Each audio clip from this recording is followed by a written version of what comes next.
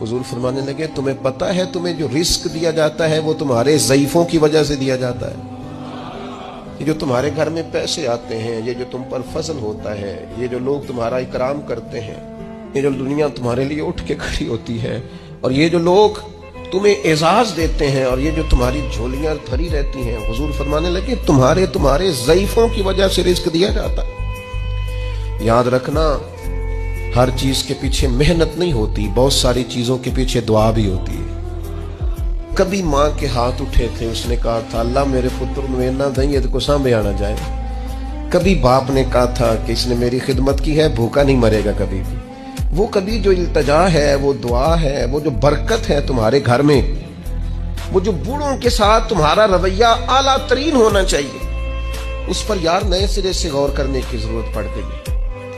बुजुर्ग कोनों में बैठ के कहते हैं, नुक्करों में बैठ के कहते हैं, मैनू पुछदे नहीं, मेरे नाल सलाह नहीं करते, मेरे को चुप करके लंघ जाते।